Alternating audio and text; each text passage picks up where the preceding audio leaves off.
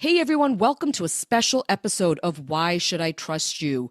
We organized our sixth call between folks from the MAHA movement as well as people from public health. On this one, we started out with the goal of talking about food and nutrition and the food industry, but boy, did the conversation take off from there in a bunch of unexpected ways.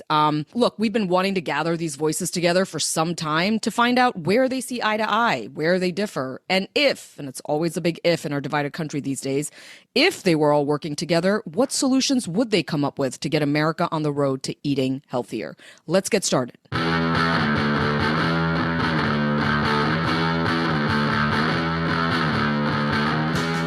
right, welcome everyone. Welcome everybody.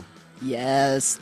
We have wanted to do this conversation for a while, this conversation around nutrition and food, really specifically on those topics. But before we get into all that, let's introduce ourselves and talk about what the show is all about. I'm Brenda Adhikari. I'm Tom Johnson. I'm Maggie Bartlett. I'm Dr. Mark. Yeah, so Brenda and I are journalists. Maggie's a virologist and Mark's a physician and medical reporter. And this is Why Should I Trust You? It's all about the breakdown in trust in medicine and science and public health. And hopefully, what we can do to get back just a little bit of it. Yeah, I think this one was a really special conversation. They all are. And I feel like every time I say I do one of them, I'm like, this was the best. But this one, we started off, you know, the intention was to talk about food and nutrition. But Mark, it really kind of took some really interesting twists and turns. Yeah, it's almost impossible to stay in that lane in this day and age. I mean, you have one of the public health experts really talked about like a personal journey and what her journey in public health has been and how she so badly wants to stay doing that work. I feel like another thing we heard was like a little bit of light bulbs went off for people because just because you have awareness about something, it can't end there. Like it needs action. And we had like a farmer talking about what they're doing. We had the scientists talking about what they wanted to do. We're at a point where like we have to move past like sound bites.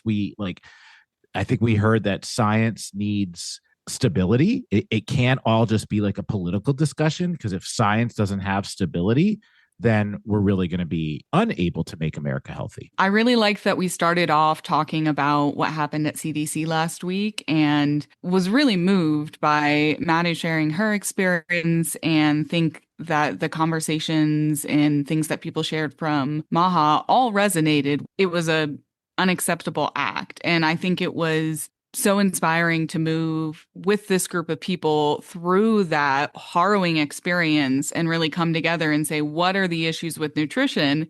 And surprisingly, a lot of things picked up. Yeah. And Tom, there was like a really interesting dichotomy, almost reversal. Like we've had these conversations where so often the public health folks show up and they really are very humble and very, they're in a spirit to want to listen because that's what they've been told during the coronavirus they didn't do enough of, or that they still continue to not do enough of. So I get the sense that in a lot of spaces, they're really just like listening. And today was definitely a little bit different. Yeah. Do you remember the movie Reality Bites? I sure do. Yeah, Ethan Hawke, Winona Ryder, the best. You guys are good. You just like can like spew off who is in these movies like that. Mark.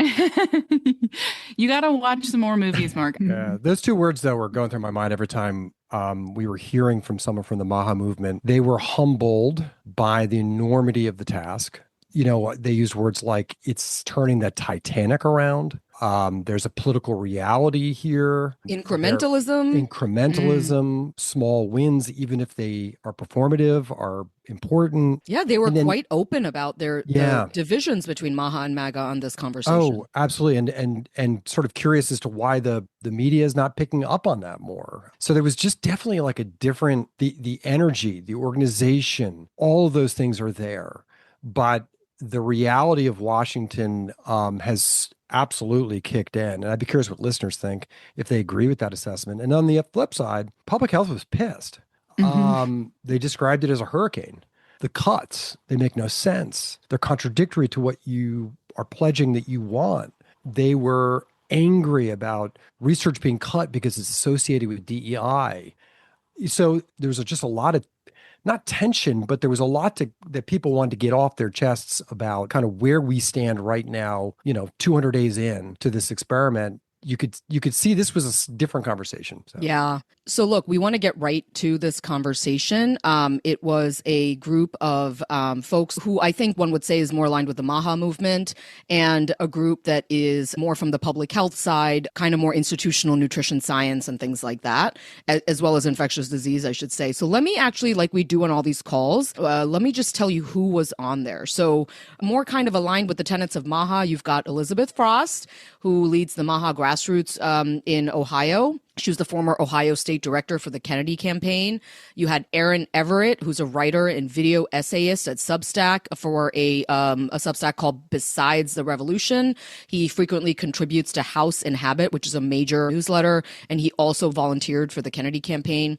You had Jacqueline Capriati, a MAHA mom, a patient advocate. She also has a Substack and a group called Health Revolution USA, and she handled chronic disease outreach for the Kennedy campaign.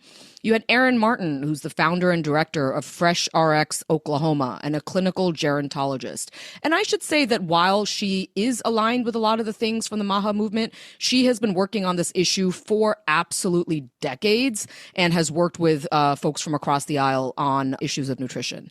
Then you had John Clark, who joined us a little bit late in the conversation. You'll see he's a former tax attorney who shifted to farming, and he writes for a newsletter called the MAHA Report. And then on the nutrition science public health side, you had Kevin Hall, who until this spring was at the NIH as a nutrition scientist, focusing a lot of his research on ultra-processed foods, the causes of obesity. He has a book coming out called Food Intelligence, the science of how food both nourishes us and harms us. I believe it's available for pre-order. You had Susan Main, former director of the Center for Food Safety and Applied Nutrition at the FDA. She's currently a professor at the Yale School of Public Health. You had Tashara Leek, an associate professor of nutrition and associate dean at Cornell University, and she also runs a nutrition program for New York City middle schools until that grant was actually cut this year. And then you had Dr. Mati Hlachuayo Davis, who is an infectious disease doctor, who until very recently was the head of the Department of Health for the city of St. Louis. So that's the group. We're going to get started in a minute. And as Maggie said, the very first question we actually asked them was about the CDC shooting. Before we get started, I just want to acknowledge something that happened about a week ago at the CDC. There was a shooting. It, while thankfully nobody from the CDC, like direct staffers, were hurt, there was an officer killed, Officer David Rose, who's a 33-year-old officer. I just want to say that I know that folks in the public health community are really hurting bad after this shooting. I'll just say one note, which is that there's been a lot of talk about heightened rhetoric leading people to violence and things like that. And I just wanted to open up and say, does anyone have any thoughts? Yeah, and Jackie from MAHA, please. It brought back the what had happened with United Healthcare. There may be the incentive of the shooters on both ends were driven by their own frustrations with the healthcare. You can't get anybody who's more frustrated with the healthcare system, than me. And I can't even imagine thinking this. And when I do have conversations with certain people who they try to justify the frustration, you can't justify it in any way with these type of actions. You can be frustrated, but this is not how we act. Thanks, Jackie. I just want to say that it's a really raw time as a public health leader who resigned myself. There's just a growing sentiment that we're not safe in pursuing our careers in many ways, that our voices are being silenced. And while I feel very welcome on this call and had my own trepidations, quite frankly, about being on this call and what it could represent, this is just wholly unacceptable. You'll never know what it's like. I got death threats throughout COVID, pictures under my children and my husband's pictures, calling us to be unalived. Picking up your kids with plainclothes police is absolutely unacceptable. When you have a 5 and an 8-year-old, getting texts in real time from friends at the CDC. These are folks that don't make that much. These are folks that have hopes and dreams and families just like everyone else. And I think what's happening in this country is so unacceptable to me. I used to be a person who never thought twice about advocacy. Never thought that speaking about public health would ever be anything that would put me in harm's way, in danger, put my children in harm's way. And it's really sad to watch the erosion and the silencing of voices in a space that is literally about saving lives and being healthy, where you meet people whose whole lives is just about loving other humans, and wanting people to be okay. And wherever we've gotten in this discourse, the politicization of health and public health has got to stop. It has taken us to a place where these sort of things are becoming normalized and where we have these academic discussions about people's lives. So again, until you've had your kids, a picture of your kids, like an innocent picture from like summer with death threats on it in the way that I've experienced after being an ID doc that was like, hey, I want to go and serve my community. This hit in a very personal way. It continues to. I've never been a fearful person. I just have never been that. And I watch myself shying away from using my voice, a voice that I've spent over 30 years in education about, for a voice that I just love. I love public health. I just wanted to say that very transparently. And I wanted to thank you, Brenda, for giving that a voice, because I think we have dehumanized this topic so much and care so much about our politics and winning, that we have gotten to a really sad, disappointing, disgusting, and dangerous place. Thanks, Dr. Mati Lectroyo Davis. Does anyone want to add anything more before we go on? Elizabeth Frost from MAHA. Yeah, I'm really moved by Mati's comments.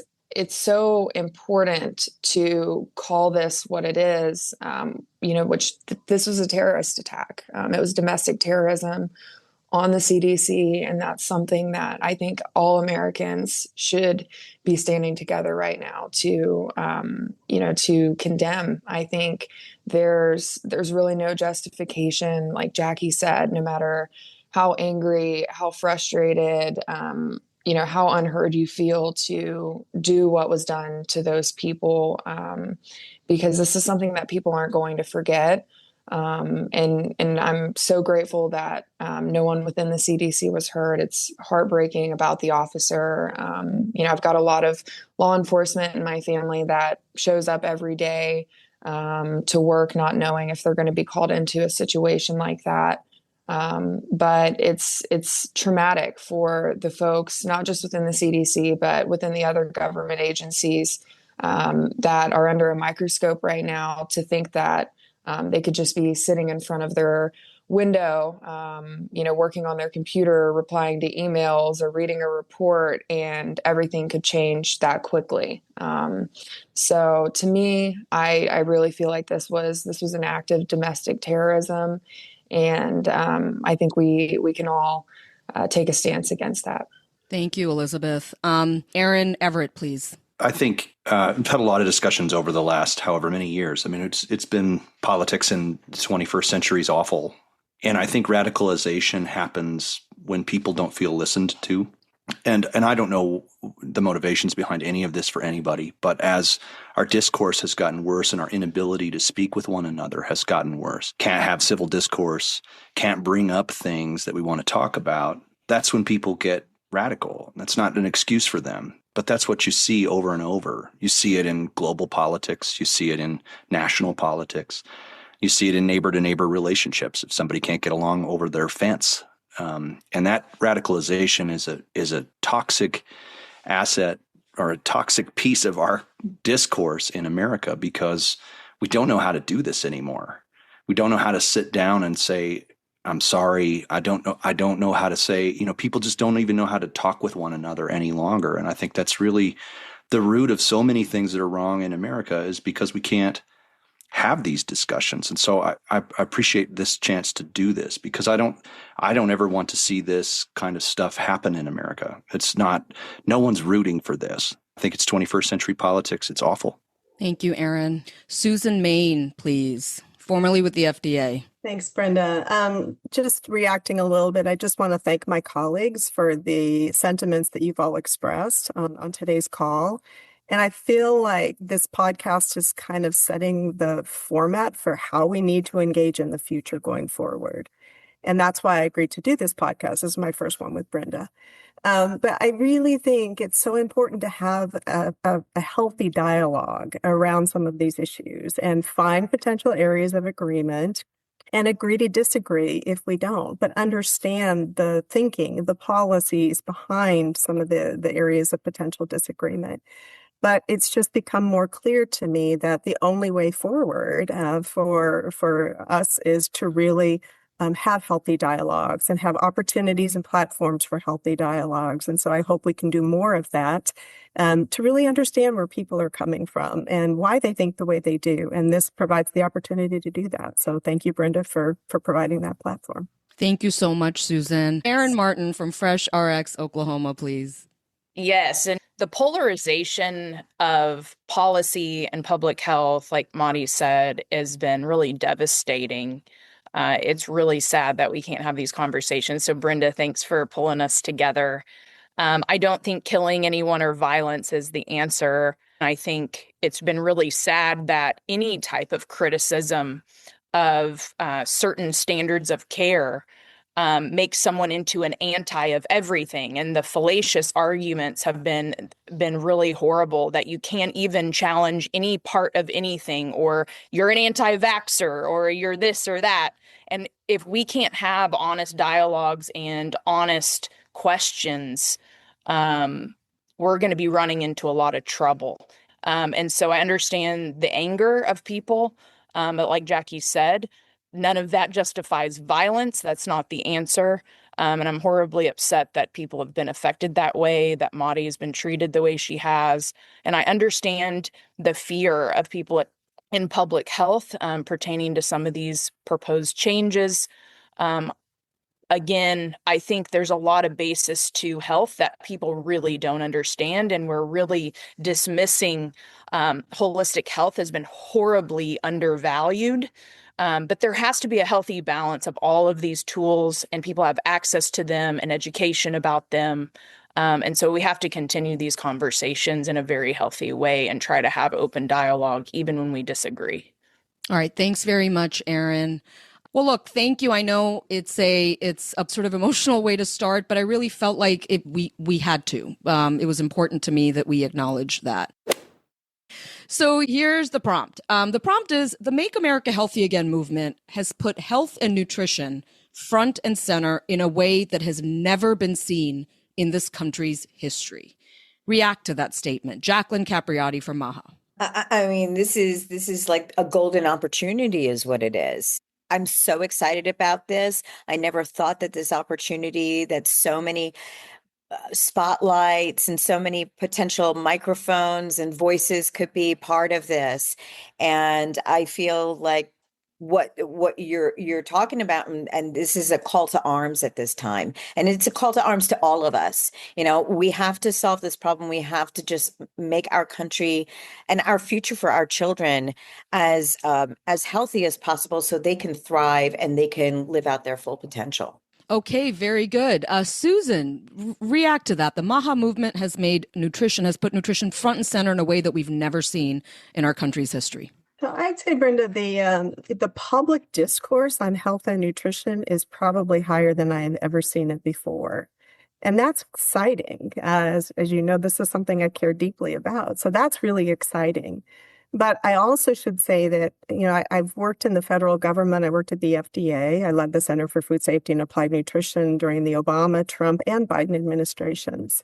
And previous administrations have really tried to put the laser focus on health and nutrition. Michelle Obama's work with Let's Move and some of the signature initiatives that I got to participate in, things like putting added sugars on a nutrition facts label.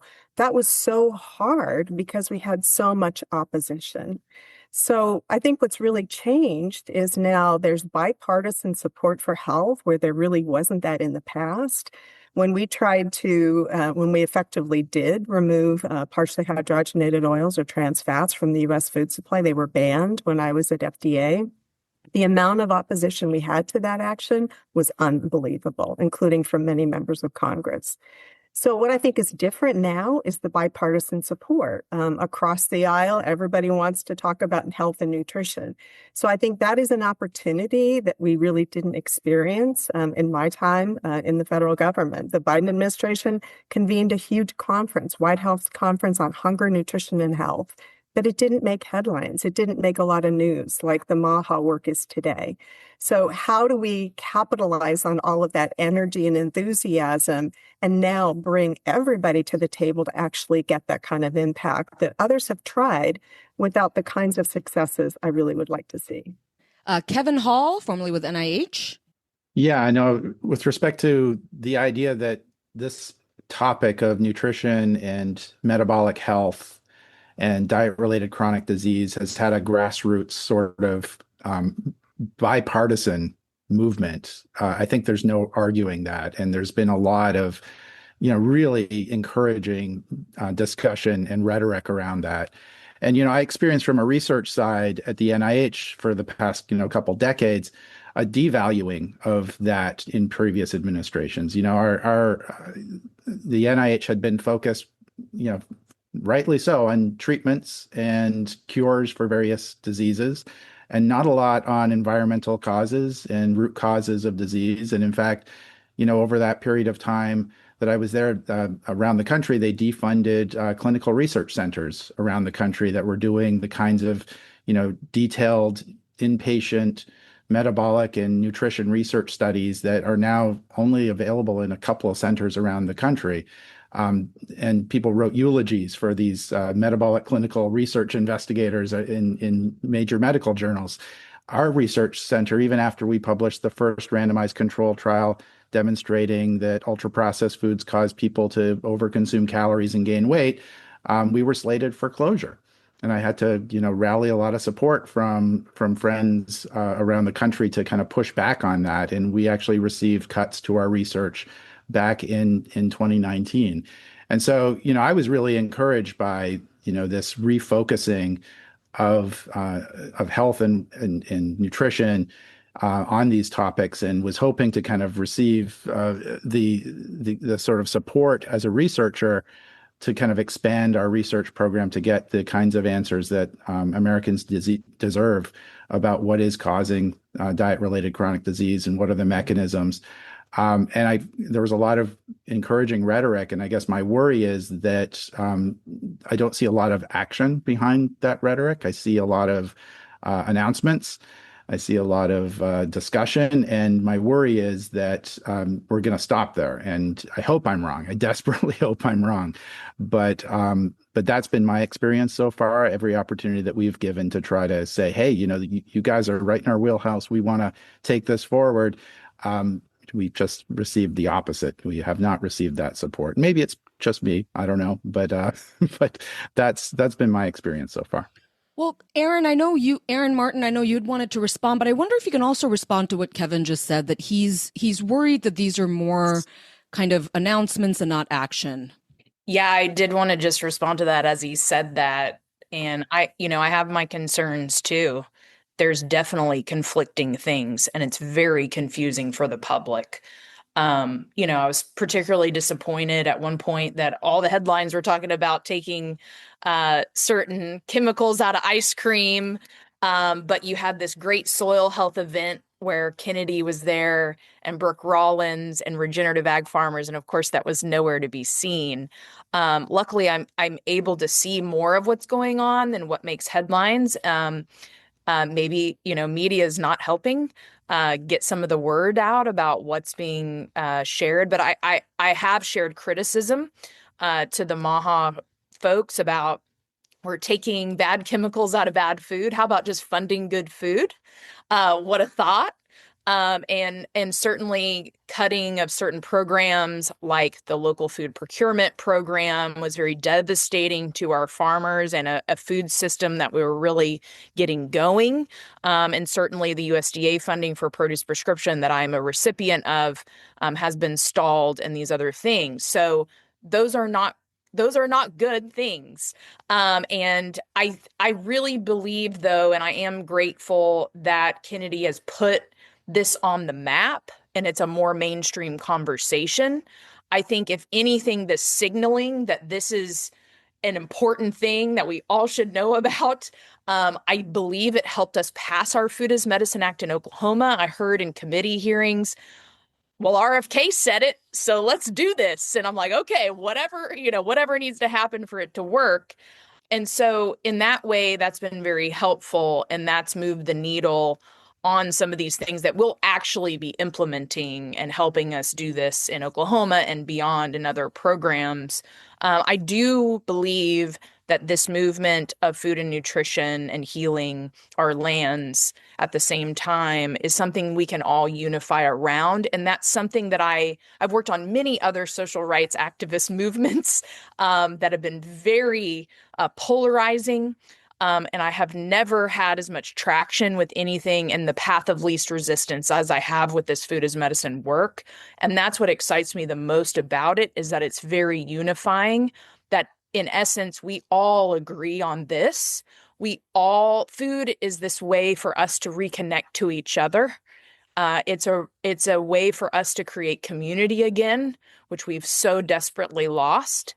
I know a lot of Democrats that really believe in this, but they don't want to be associated with MAHA politically. And I hope that we can find a way where we can all feel comfortable unifying around this issue that we all believe in from our souls. I know that we do. And this is like Callie Means said at the event yesterday, this is a spiritual revolution. It's a turning point. And I'm hoping that we don't want to splinter this movement. I do think MAHA could do some more like implementation to get more people to like really believe and have less concern. I think whether this MAHA thing works out or not, there's gonna be a lot of us unifying across the aisles to revolutionize soil health and human health together. So it's going to happen either way. I hope MAHA can make it happen and try to focus on funding real food and healing. But they also are facing things that I think the public doesn't see. And they've had to be more incremental than they want to be. We heard a lot of that yesterday. They say the soybean and corn associations have more impact than big pharma. And there's going to have to be more incremental changes than they even want to do. And I think we don't know a lot of the forces, even globally, that are really affecting some of this change. And so I think we also have to understand that there's more forces that people are dealing with, and that they want to make more assertive, radical changes, I think, than they've been able to. So they're taking these smaller wins, like the dyes, which they're not maybe even that excited about. But I think we have to trust that this is a long-term plan, and it's not going to happen overnight. And there's a lot of things involved that the everyday American doesn't know. And I would love for the everyday American to feel like there's more wins than there has been. That's great. I just want to play off of stuff that you were saying, Aaron, and put the question both to Aaron Everett and to Mati, because I know they want to jump in. Do you guys feel that HHS leadership right now under RFK is taking the right course, more carrot instead of stick? That this is, as you said, Aaron, Martin, like these are baby steps to get some wins as part of a bigger strategy to really move the ball when it comes to taking on the very, very powerful food industry in this country? Or are you frustrated that HHS right now is moving towards voluntary actions and not regulations? So I just want to add that into the conversation and go to Aaron Everett and then Mati. Yeah, I think it's wildly frustrating, but in politics, if you get 10% of something, that's like a radical shift in the whole system. So, this incremental chipping away at stuff, I think, is the only path they have. I don't think there's any real way to do it otherwise. I don't think you can come in and, if he came in and said, all right, we're undoing all of these ag subsidies and we're undoing all of this stuff with food dyes and everybody has to use, it's just, if they regulated it and pushed it hard, I think the conversation ends really quickly. And I think it's over before it starts, because I think the powerful entities of, there's a lot of money in this, and money moves the needle more than anything else in American politics. And it's too much even for RFK, a champion. He is sort of seems like unrestricted in his zeal and energy to take things on. You think even for him, even for the MAHA movement with all this energy, they can't take on these industries and the relationship with Washington?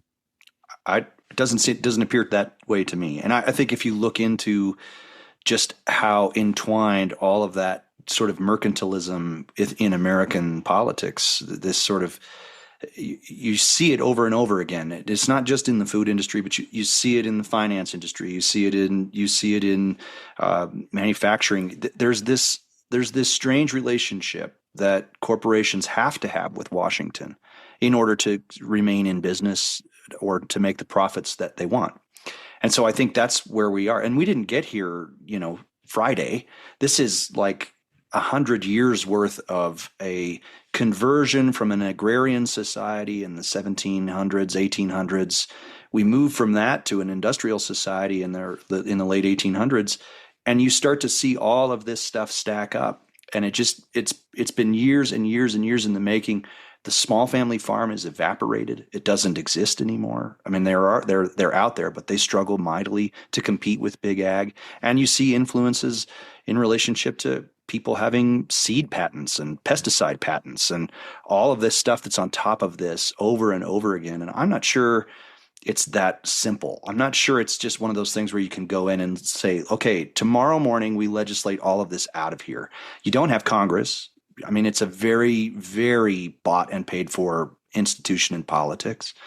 Those people are going to go where their donors are, and their donors are all large entities. We corporate. I mean, this goes way back into some of the other stuff with, Citizens United and sort of campaign finance reform, and corporations aren't people. And, it's just this long list of things that add to this mix. And I don't think you're going to be able to solve it that way without incrementally going by and just showing over and over that these things are troublesome spots. I'm not on the inside. I'm not in Washington. I don't know anything about what it looks like to work at the FDA or the NIH. You guys might be able to speak to that better than I will, for sure. But it just does seem like that's a lot of how this works. There's a lot of money that comes in and out that's all directed at something in order to find an objective or a conclusion that people like. And so, yeah, I wish it was much more. I wish we weren't just dancing around the edges of ice cream and red number 5 or whatever it is. I wish we were doing different things, but I'll take the wins, because each win that stacks on another win is another legitimacy of this conversation. We woke up one morning and looked at our bellies and said, this is ridiculous. How did we get here? I think that's why the conversation is here. People they feel sick, they feel tired, they feel exhausted. The system feels exhausting. This is the largest industry in America, is the medical industry. In 38 states, this is the largest industry in America. That's ridiculous. We shouldn't have our healthcare costs be this much. We shouldn't be this sick.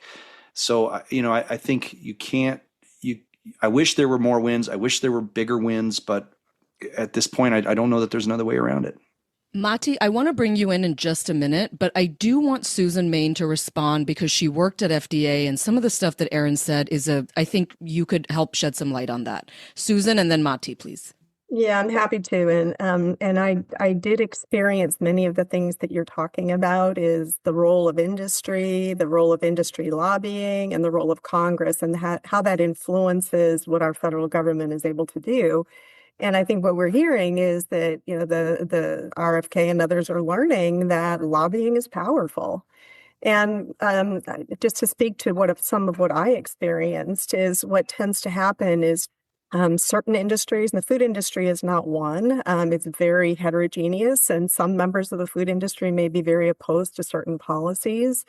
And I would hear that. I had stakeholder meetings with all members of the food industry. I had stakeholder meetings with public health groups all across the board. And so we would hear what their perspectives were. And if they didn't like the path that FDA was on, for example, for trans fat reduction, they would go to their members of Congress and they'd say, put barriers up to FDA. We don't want you to do this. We are in your district. We are your constituents. We want you to help us, help protect us. And so there is lobbying, and the lobbying goes to members of Congress who make it more difficult for the FDA to take on certain initiatives. And I'll give you a couple of real examples. One is on sodium reduction. We experienced so much opposition to sodium reduction. There was a group that no longer exists. It has dissolved, and it's called the SALT Institute. They really spearheaded all of the opposition to FDA trying to lower sodium in foods.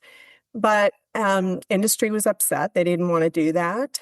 We had what are called appropriation riders, where when Congress would fund the FDA, they would put into the funding bill language that would say not a dollar of this money can be spent on FDA's long-term sodium reduction. So they would essentially say, you cannot spend congressionally appropriated dollars on sodium reduction.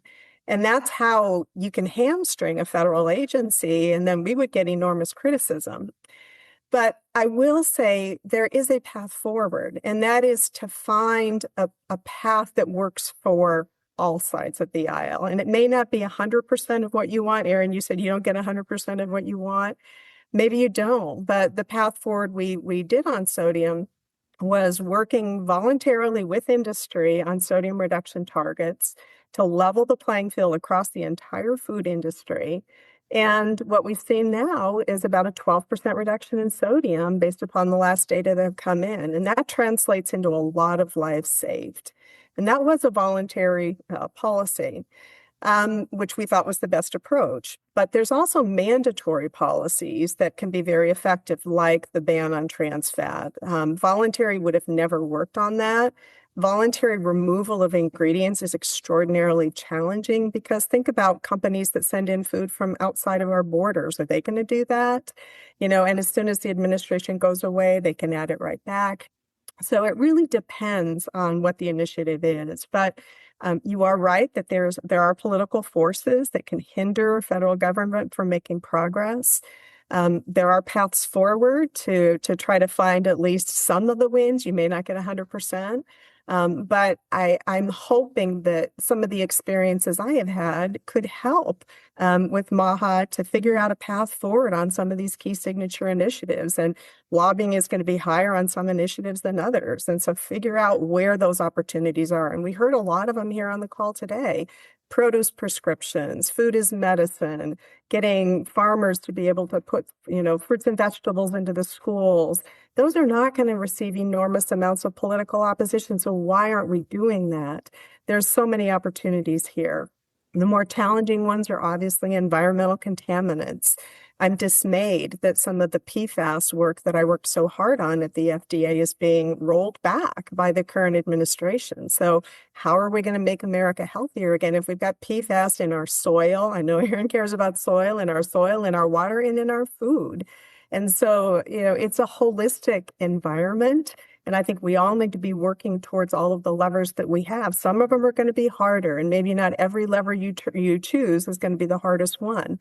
But I think there are wins out there that are not politically that challenging that we have not taken advantage of with the current actions of the administration. Boy, so much good stuff in there, Susan. And so I definitely want to return to some of the things you said. Mati, please. My frustration probably goes back to your initial prompt, because I think that I see a trend that I would love for us all on both sides of the aisle to get away from. And that's simply when one of us gets involved in a movement, right? I've seen this in the Bush administration, Obama, Clinton, and even now. We love to kind of make the stance that we are the one who started the movement and nobody cared about it before us, which is just BS, right? As someone on the front lines of public health, we have talked about nutrition for decades. Like, we need to stop. I believe that there are movements that have brought it to the fore, that have helped it to become bipartisan, that have helped to move it forward.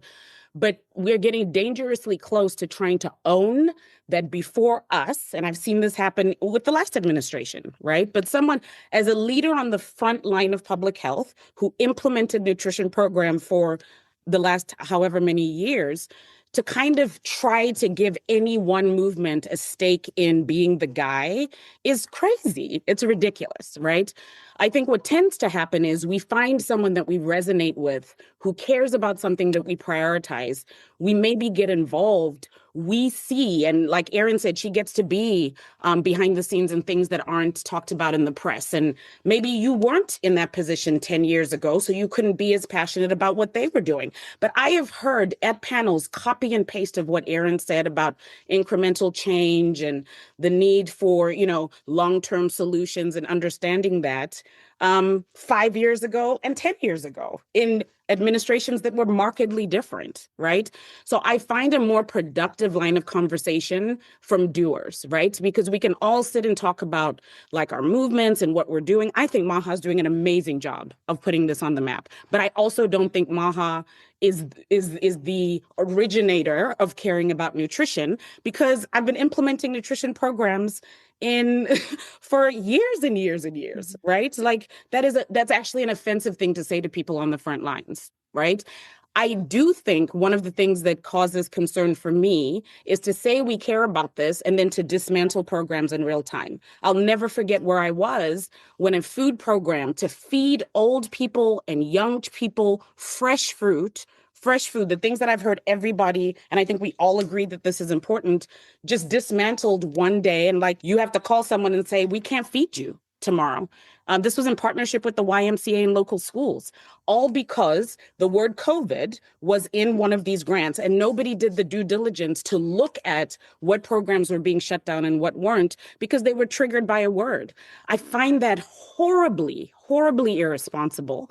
I find it completely unacceptable. And to see people joke about it and say, well, you shouldn't have put COVID in your grants. You're going to punish frontline implementers for applying for funding and being told that they could, as long as it was in line with something then, who are doing the real work. I have fears, much like Erin and others have said, Ron, Erin, and others have said that we are never going to do this work, right? Because we're going to continue to talk and feel good that we're finally at the table and we get to brand ourselves as the originator of the nutrition movement. Stop it, right? What I love about this group is I see a lot more doers. And I think we need to call out that if you really were championing nutrition, but you're shutting down programs in real time with no accountability, no reasoning, and not speaking back to public health officials like me when we raised the alarm and said, hey, I'm all about efficiency. I'm all about making America healthy again.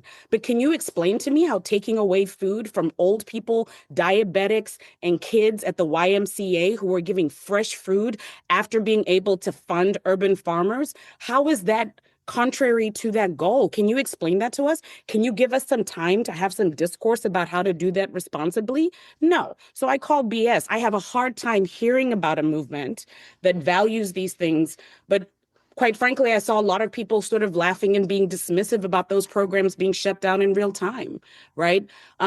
People have cared about nutrition for a very, very long time. Maybe they weren't the people that you championed or the leaders that you felt strongly about, so you weren't as involved at the time. They have. And I think what I've appreciated is people who've talked about the need for bipartisan support, incremental change, a lot of the barriers, and what do we as doers do to move that forward rather than have these knee-jerk, destructive reactions to the actual implementation and boots on the ground work around nutrition.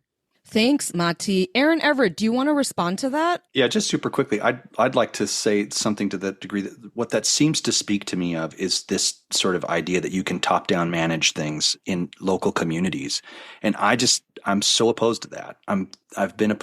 That's fundamentally visceral reaction inside of me to hear that those kinds of things happen, and I think that's one of those things that has to be undone. This idea that you send local money back to Washington and then Washington redistributes it back to the local community is asinine. It's one of the dumbest decisions that ever happened in American politics. It's a terrible way to operate, and it does these things. It consistently damages the things that are working. and then puts it back into the control of people and centralizes it to the place in which lobbyists can have far more control over it. So I'm totally resonate with that. I think that's 100% accurate. And if there was one magic wand I could wave in this whole movement, it would be that, is to localize these decisions to the highest level possible and get the government to stay to the side. Perhaps there's funding and things that can be a part of that, but let the people that are on the ground doing the work make the decisions and go from there. Amen, brother. Mark, go for it. We've been hearing so much about, make America healthy again. And I think everybody can kind of agree that that's just such a wonderful mission. The how, again, is becoming obvious that it differs. So like we've heard about, somebody said on the call just now, getting bad chemicals out of bad food. What we haven't really heard a lot about is some of what others argue is the real driver of poor health, the poverty, the access, the food deserts, the health disparities. We also have heard that, like, is there a way that we could perhaps come together by honoring the decades of work that preceded, what we're labeling as the MAHA movement now, while still capitalizing on this momentum? And I'm curious, maybe to Shara, you could take it first. I mean, what matters for improving health? Is it the access? Is it the getting bad chemicals out of bad food? How do we, or can we realistically tackle both at once? And any idea on how to do this in the climate that we're in? Yeah, absolutely. So I'm going to say the answer that no one likes, but it's just simply the truth. We have to do all the things at the same time. We, as an individual, I don't have to do all the things, right? But like there are multiple things that have to take place at the same time. One of the things I will say we should not be doing is saying that certain words aren't allowable, or else, again, you could lose funding or you're not able to do the work. Because what does it mean, again, if we're talking about make America healthy again, and there's a lot of language about all Americans, right? I've seen that language a lot. I've read a lot of the reports. I read the MAHA report, and like I kept seeing all Americans. But then what was that? An executive order that came out, was it less than 2 weeks ago, that talks about very specific groups of people that if you name these people in the work that you're trying to do, it's considered federally unlawful, right? And so there's some inconsistency here around, is it all Americans? Is it some Americans? I appreciate Aaron Martin earlier in your introduction when you talked about the groups of people that you predominantly serve. But right now, those groups of people, you're not allowed to mention that. And so I think that's 100% not how we get to where we're trying to get. That's 100% not how we serve all Americans, by saying we can't use words that talk about the communities. Again, Aaron Everett, if you're trying to design programming in the communities that you live, there shouldn't be key words about the people in which you're serving that you shouldn't be allowed to say in order to do that work. So we can't do anything really until we stop that part, right? Where we stop that here are some words we can't use when we're describing the communities that we're trying to serve. Yeah, Aaron Martin, please. Yeah, it's very challenging. I almost hesitated to respond. Yeah, there's certain things we can't say. We were concerned about getting funding cut in a lot of ways. And, I'm very committed to the communities that we serve. My team reflects those communities. I do think it's an efficient way to serve communities to have people that reflect the communities we serve and are trusted. And so there's different language that I'm using and having to choose to make sure people who I'm talking to listen. It's very challenging. Oklahoma is home to 39 indigenous nations. It was the dumping ground for Native Americans. And so in my actions, my personal actions, I'm certainly have priorities around serving communities that there's real statistics around how they have higher rates of these chronic diseases. And I think it is a mistake to dismiss why that is. We had a race massacre in Tulsa 100 years ago, and there's a lot of reasons. And I think a lot comes down to poverty and to access. And there's historical reasons why more groups are in those situations and how it affects them. And I do think it's a mistake to dismiss that. I think what really hit home a lot was when they cut underserved farmer programs just recently. Many of our farmers have benefited from those programs. We've been able to diversify culturally appropriate crops like collard greens and mustard greens and turnip greens for our participants through these programs. And I think we do have to have somewhat of an even playing field. And so I really have focused on talking about cost savings for healthcare, that we're driving these costs down, which we have to have. This is an economic benefit for farmers. And I've been focusing more on outcomes-based conversations. I think that a lot of people are frustrated with the food insecurity conversation because we've been feeding people for a long time. That hasn't fixed these outcomes, these healthcare outcomes. And so I really have been focusing the conversations in that way. And ultimately, I'm hiring people from the community we serve. I am making sure we're prioritizing certain crops and folks that need access to this.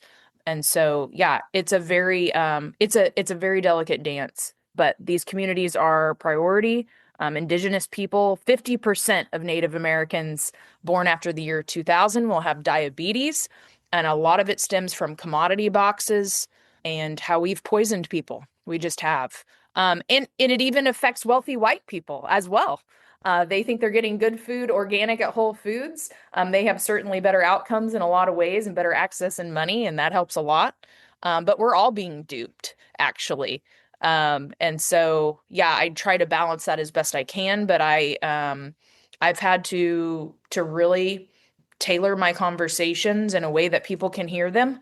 And it's unfortunate that certain things are triggering, but we can't dismiss historically what's happened and why people are where they are and how we can provide the proper steps for people to get what they need. Thank you, Erin Martin.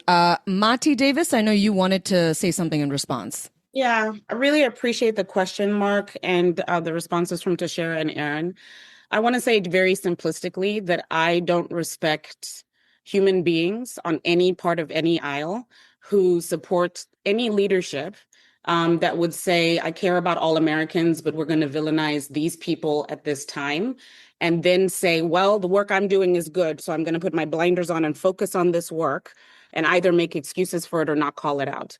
I respect saying I worked on X person's campaign, whether that's Obama or Trump, and I see something as dehumanizing or dangerous or bad, and I'm going to continue to support the priorities of this, but this is wrong, right?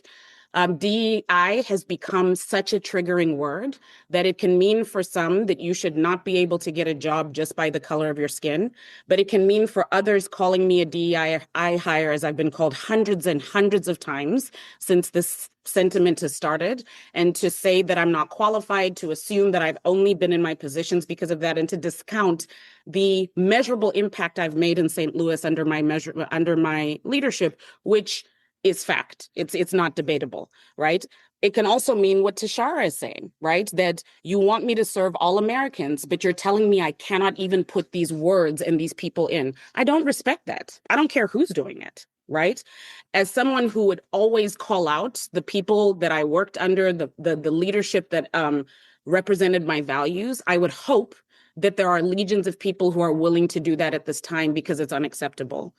To Mark's question about what is needed to really push this forward, I don't think we can have an honest conversation about making America healthy again and nutrition on an island. I think one of the things that I heard the most from people in community as director of health was that I don't have the luxury to think about fresh food every day, right? I need to think about keeping my lights on, making sure I have transport to get my kids to school. There were so many things that were above the priority list for poor people, Black, white, and all colors in between, that fresh food and nutrition could not be a priority, which is why I'm so passionate about public health, because we stood in that gap and said, I understand that you don't have the luxury to do these things and figure them out for yourselves. So it's my job to make that accessible. So I believe that some of the systems that we need to talk about are things like safe housing, right? Preventative care. If we don't talk about true access to these things, we cannot talk about removing dyes from something in an island or just talking about fresh food. If folks can't actually get to it, if folks don't have the capacity or the ability to actually utilize them in a consistent way so that they can make some of the changes that I hear all of you talking passionately about, then it's not going to happen. The systems have to be dealt with. And sometimes it's easier to ignore the systems, especially when the systems start to do things that we're uncomfortable with. But there is no medium-term or long-term change without a systems level true discussion about access, safe housing, and others, and some of these other determinants of health. Thanks, Mati. I want to ask Kevin Hall and then go to Elizabeth Frost, please. Yeah, I just wanted to make an observation, or at least see if my observation is reflective of the group as a whole, because, I think this has been a really interesting conversation where there's been a lot of agreement. I think that we have a lot of agreement that this issue of nutrition and health and has galvanized a community in a way that hasn't been done for centuries, since Harvey Wiley and the John Galt published that created the FDA a long time ago. And that was an example where we saw that this grassroots involvement can create an entire agency in the federal government designed to actually make a difference, and has made a difference in the safety of our food for more than a century now.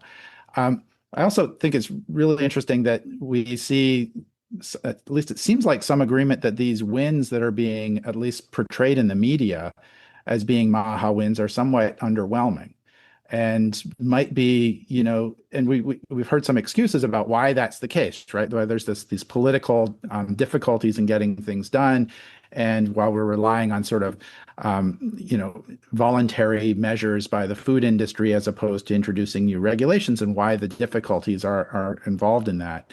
But I think at the same time, we're also seeing, we've discussed, active sabotage of some of the things that would, in fact, make Americans healthy again, right? We have the commission, the MAHA Commission, which is not just HHS, it's every, the cabinet, the entire cabinet is involved here.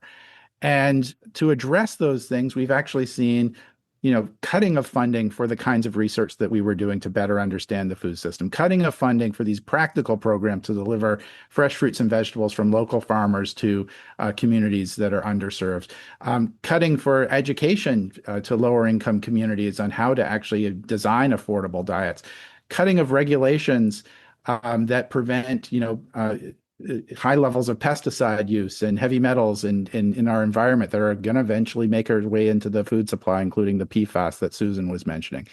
So it's not just that we're dealing with some political pressures around some underwhelming initial wins. I think what we have to push back on is this idea that, are we prioritizing corporate health over human health? And to what extent does this amazing MAHA movement, which is bipartisan, at least on many of the issues, to what extent can we actually mobilize it to push back against this in ways that have happened historically in the past, like I mentioned with Harvey Wiley and the founding of the FDA? There is a historical precedent for this, that we shouldn't just be satisfied with the excuse that, they're dealing with a lot of corporate influence. There has been this secret handshake between government and industry for centuries. And there is a way around it, and that's by this grassroots movement of voters voting in this way. And I just wanted to see, is there general agreement on most of those things? That's what my observation has been about this conversation so far. Well, Elizabeth, do you want to respond to that? Yes. And I think so, Kevin. I think you said it so well, that we're seeing, and we have been seeing, for generations, that corporate health has been prioritized over human health. And I think what inspires so many people who support the MAHA movement is this idea that we're recalibrating to prioritize human health over corporate health. But we're not always seeing that in the decisions that are being made within this administration. I also think that there's a strong sense of agreement that there have been a lot of cuts that are deeply affecting our ability to provide nutrition programs and to do the research that we need to answer a lot of these questions. And, the movement has been very outspoken about this phrase, gold standard science, right? Well, gold standard science costs money, and, we're cutting that money. And I say we, and I don't mean we as in MAHA, because, it's a very complicated, budgets are a very complicated thing, but nonetheless, this administration that the movement has attached itself to has been very supportive of these cuts. And I think, we are, this really brings to mind something that probably passes through my mind 5 to 6 times a day, which is, when we're in this environment, and this administration is what it is for the next, at this point, 3 years, how do we continue to move the needle, even if it's just 1%? How do we make sure that everything that we're doing is moving the needle 1% toward progress? And I guess the question that comes to my mind is, in this environment of the cuts, and with this idea of MAHA kind of attaching itself to the Trump administration, the positive that I see, and we kind of touched on this earlier in the call, is that we have exposed what I would consider traditionally liberal ideas about nutrition and regenerative farming to the other 50% of the country. And as this administration comes and goes, I don't think that people are going to forget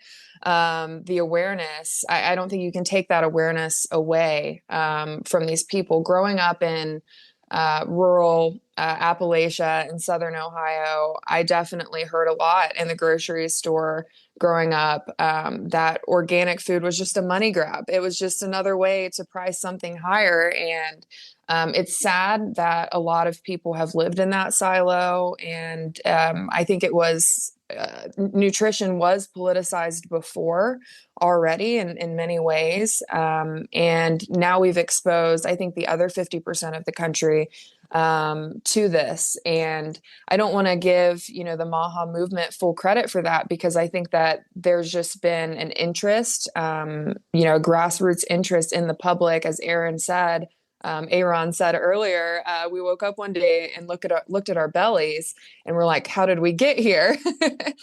and so I don't think all credit goes to the movement or any particular person within the movement, but the question to the group is, do we see that there could be a net positive in this partnership between MAHA and MAGA, being that it has allowed an avenue for people who maybe wouldn't have been hearing some of these things to hear it, and that will last far beyond the administration. Does anyone want to respond? I mean, I'll make one comment. I was just at an event that Elizabeth invited me to in Ohio, and then I want to bring Tashara in. I know she wants to jump in there, but I was at an event that she invited me to in Ohio, a MAHA roundtable to discuss nutrition. And one of the things they told me was they had invited Democratic members of their state house. None of them showed up, but they invited Republican members and all of them showed up. And I just want to put that out there, that this was something that was about nutrition. It was about health, things that we on this call have been saying, Democrats have been saying, or public health has been saying for years. But in this moment, they didn't show up. And maybe that has something to do with the politicization of it. But again, I don't know what we do with that, but I thought I just express that.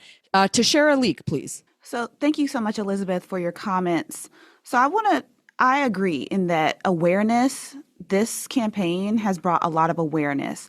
What I don't want to compromise is awareness for action, right? Because we can be as aware as possible. I'm a strong proponent of educating the public, nutrition education, but we can't compromise the action piece of that. And that's what I'm really worried about, right? So yes, everyone needs to be aware of what is healthy, right? We have all these confusing language. What is healthy?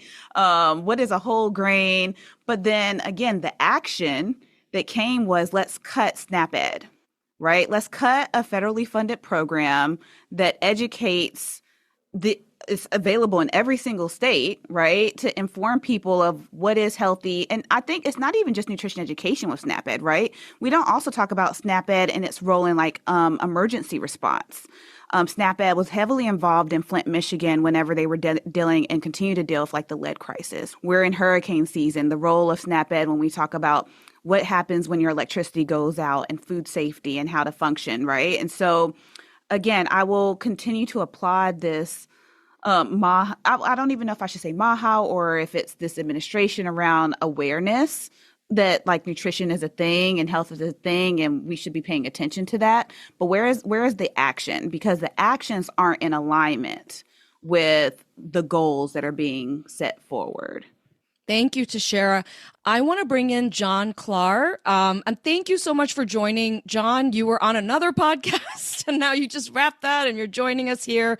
Welcome, John. Do you want to just quickly take 1 minute to tell us who you are and then we're going to bring you into the conversation? Sure. Can you hear me all right? Yep. So I'm in DC, but I have my background from my near my farm in Vermont, where I raise grass-fed beef and sheep and have for about 25 years. I'm an attorney by training. I was a tax attorney and then a litigator.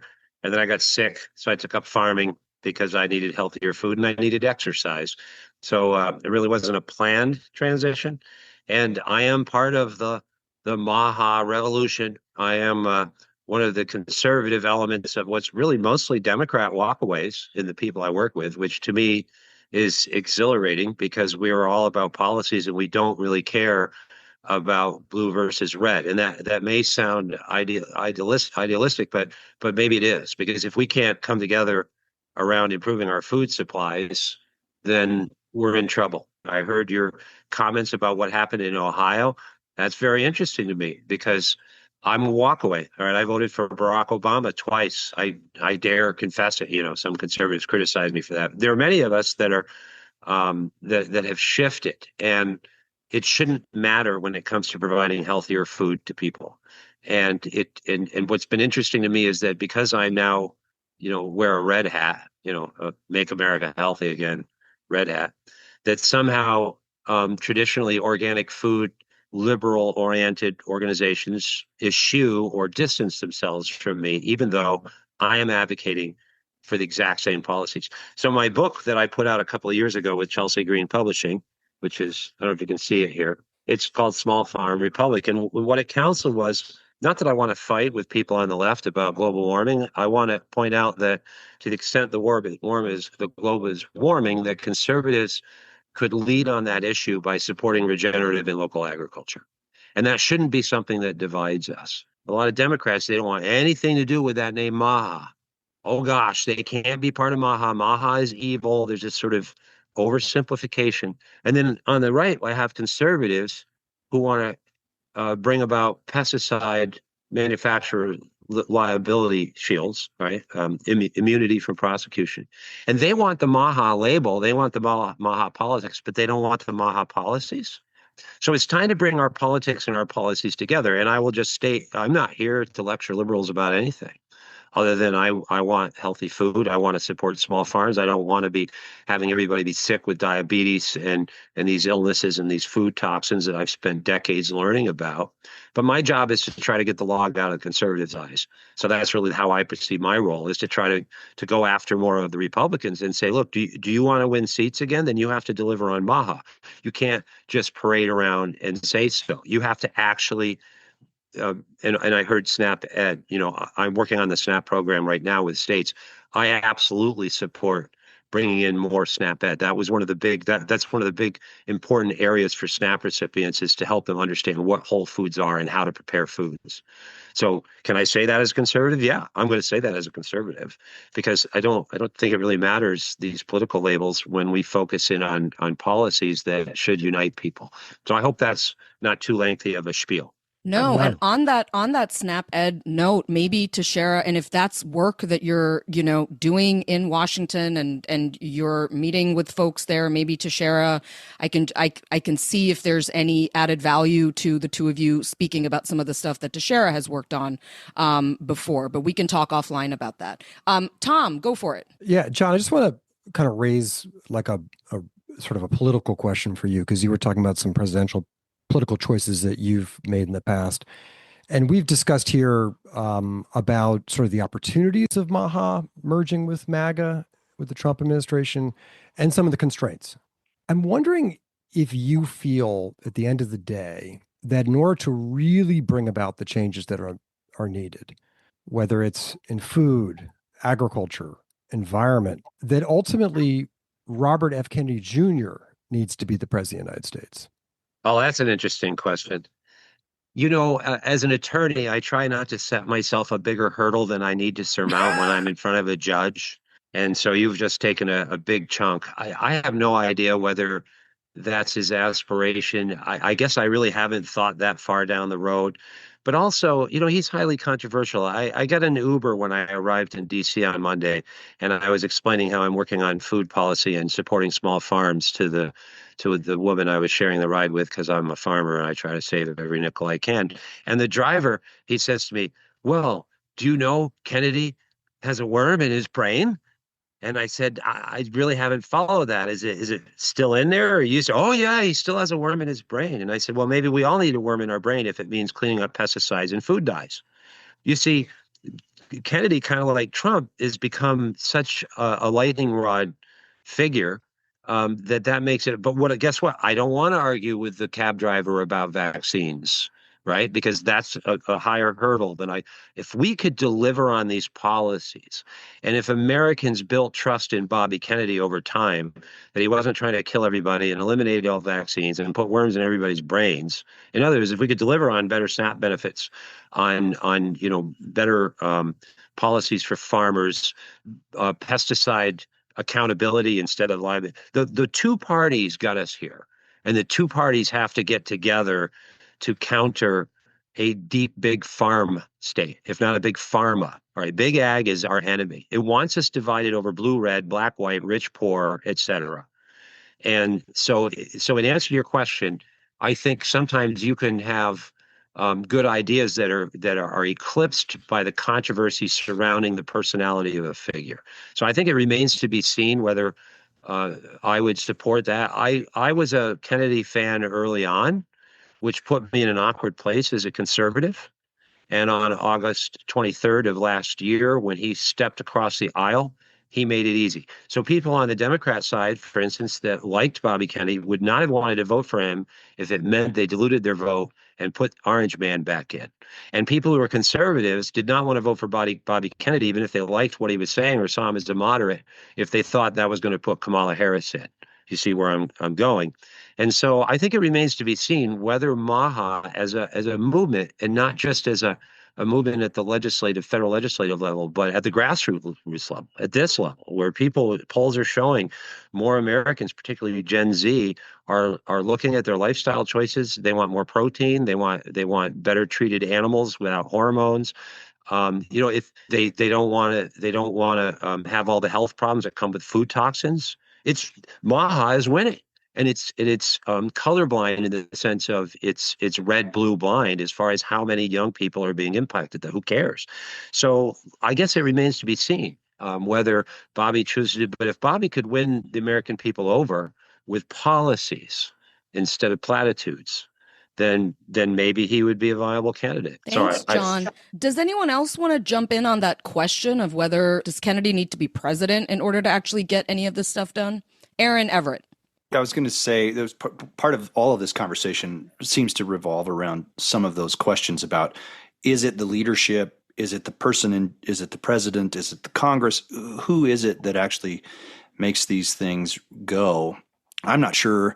I would have wanted that, to be honest, in 2024. I was very reluctant to even come over into the Trump world at the end. I felt like it was the best way to get a person that I thought was going to have impact in policy to be in the place. So I ultimately, that's where I landed.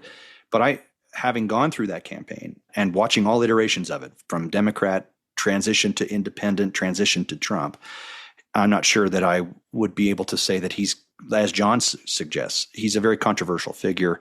I'm not sure that he can do it. But I will say, to add to John's point, if the policies can get done and they could actually be implemented and things could be moving slow or fast, however they go, if they can get done and people can build trust around the idea of it, I'm not sure that it matters who takes that mantle on, as long as that is a supporter of the policy and the thing, and it gets done. The work gets done. As many of us have said on here, it's very frustrating to sort of nibble around the edges on all of this stuff, which is American politics.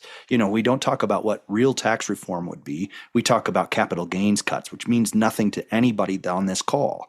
And all of that stuff just starts to get frustrating and irritating. And so policymakers say, we're doing all the work, but they're never really accomplishing the things that matter for the people. And not to put my Ron Paul hat on here, but we can't fix any of this without figuring out how to deal with money and debt. And if we don't do that, and the sort of devaluation of the money that's happened for people, we'll never understand how to fix poverty. We won't understand how to deal with purchasing power. We won't understand how to get safe and effective community housing for people. All of it will eventually chase us away because the money is evaporating in its value faster than we can fix it. And I think that has to be addressed.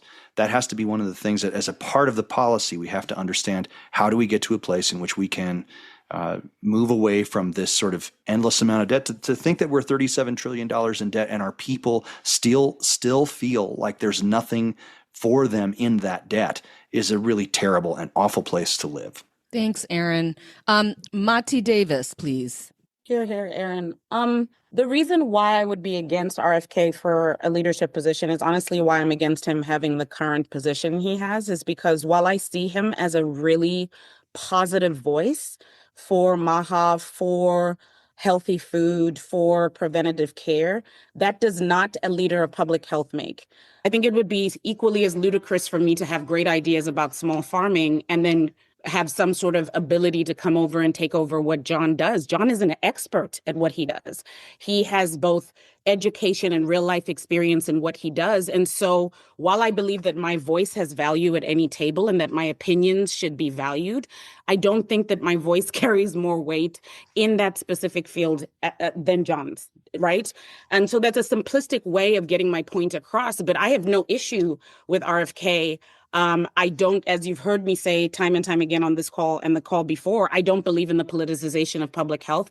And I believe that some of us only listen when our favorite guy is in charge or is the guy, right? Because honestly, some of the things that I've heard from people who would be considered on the opposite side of the aisle to me on this call today are things that there's a lot of empathy for increment and how hard it is for things and how we need time. But there's no empathy for that when there's a Democrat in seat, right?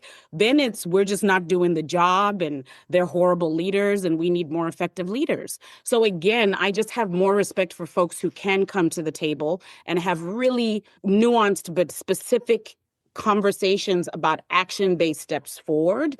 And like I said, for me, I think RFK did a lot to make people who hadn't felt heard be heard, talk about things that are important to them. But when I see the dismantling of systems, the cutting of grants that do the very thing that he says he wants to do, avoiding and deflecting questions from those of us who do this work on the front lines, when we're asking why a food program that gives fresh food to old people and young people in impoverished neighborhoods is being cut without even a discussion or someone doing due diligence, then I cannot respect that leader.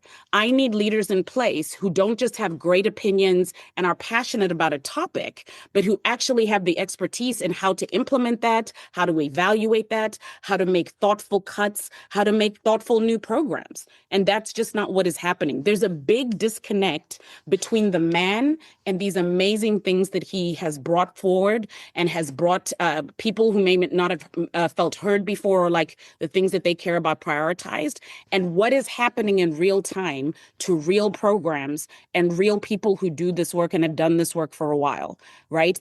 I'm just not hearing enough about that.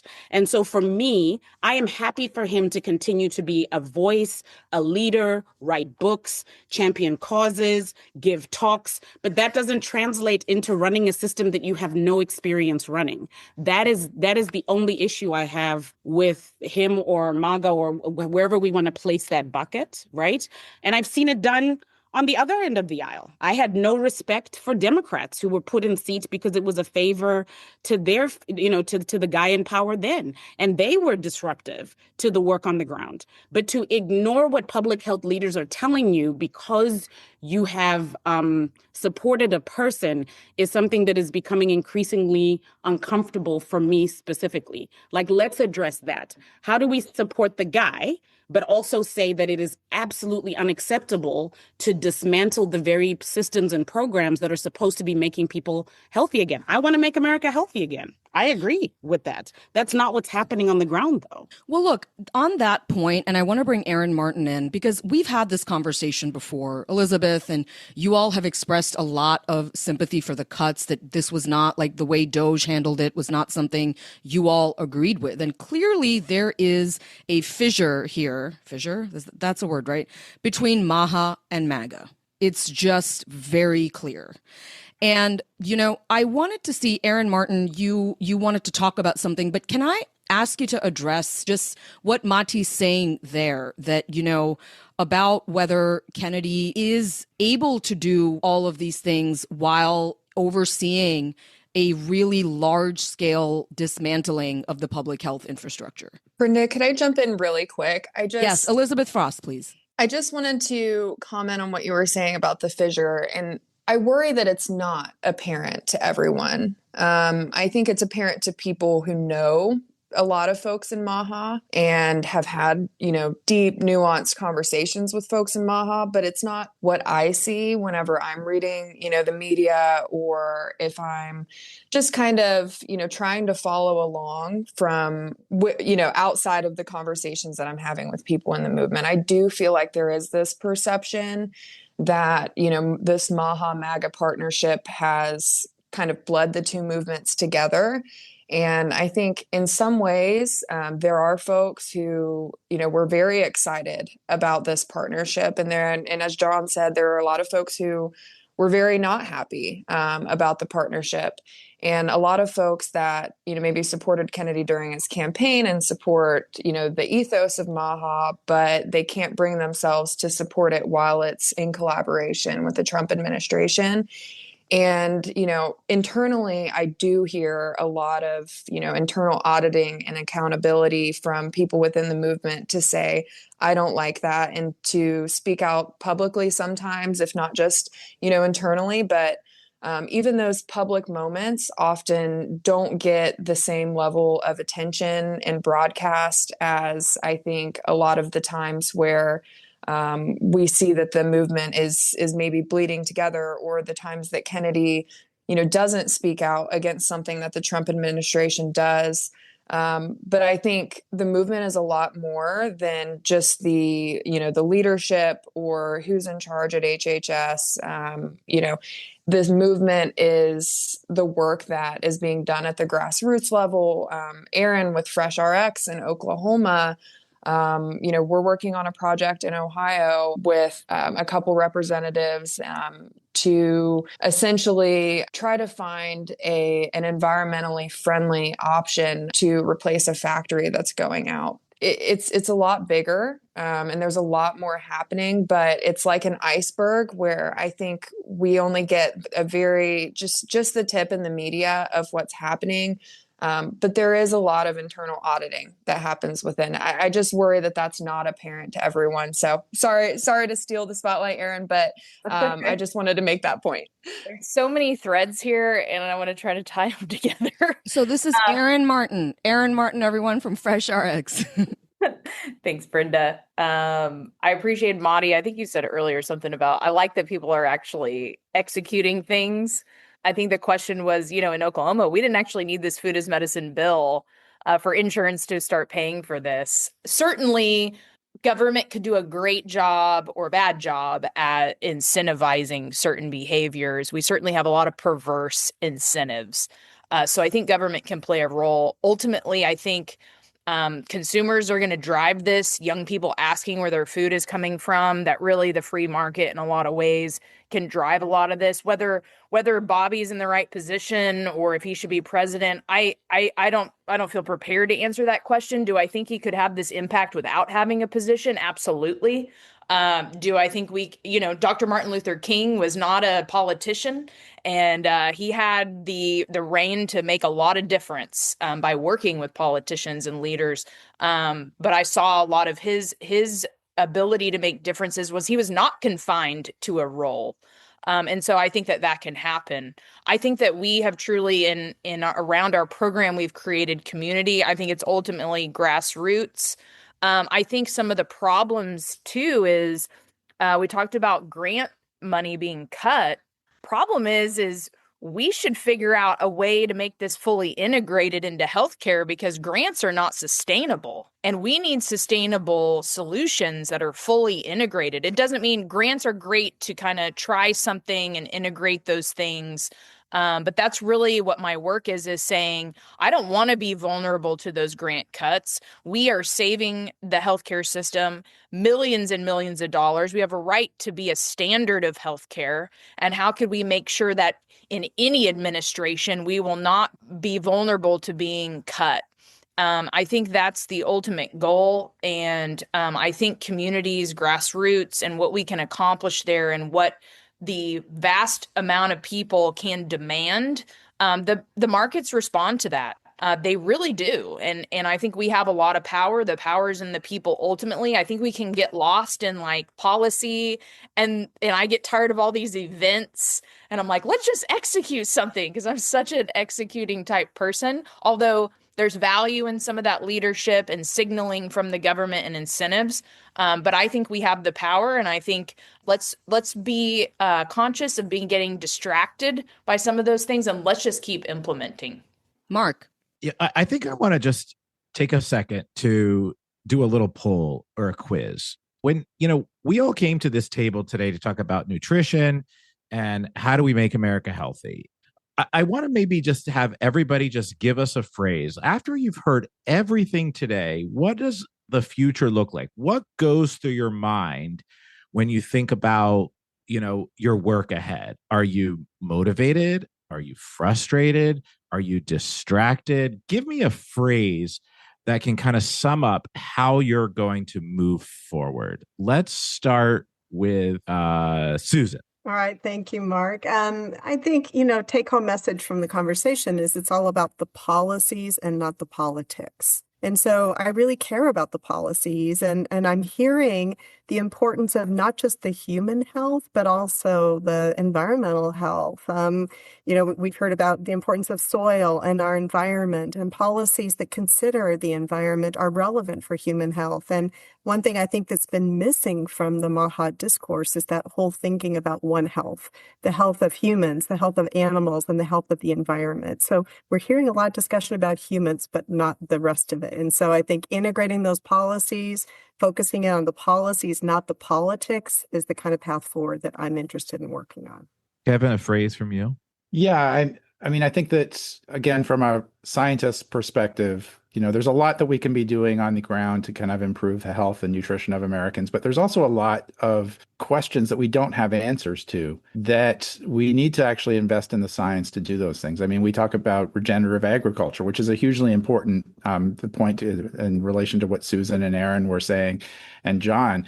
But do we know how to make those transitions at scale across the U.S. while being able to provide people with healthy, sustainable diets, all of the people, in an equitable way? No, we don't, right? And we could make huge mistakes. And the country of Sri Lanka made a huge mistake when they just decided to shift away from synthetic fertilizers overnight and saw a collapse in yields in their food system. So we need to kind of invest in the research on how to do this at scale and what's going to be required. And similarly, from a perspective of the science, we need to invest in the research to understand what it is about our foods that are currently available on the market that are most responsible for the problems in our health and with respect to diet-related chronic diseases. And so I think the frustration that I have as a scientist is the proposed cuts to the very science that is really going to provide us with the answers, so that all this energy and momentum and political will to make these changes are targeted at the right place, and that we don't focus on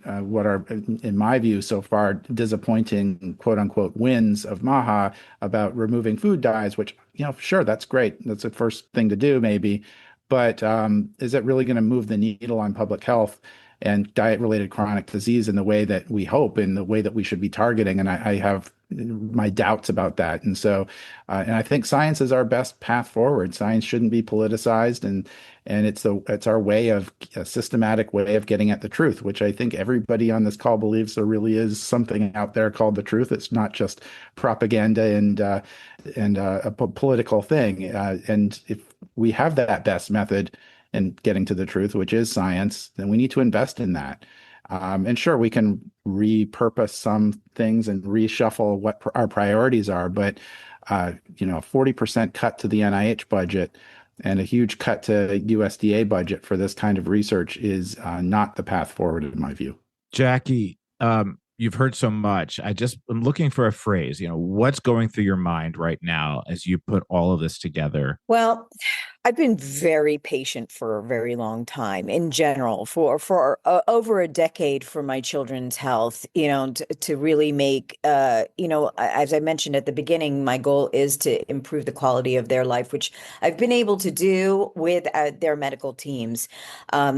I think there are opportunities that have not heard from the new administration, and I really haven't heard from past administrations really addressing slowly by slowly. But I unfortunately represent a community of people in the chronic illness, rare disease community, but also who has spent a third of my life with a third of my children's teenage years inside a hospital walls.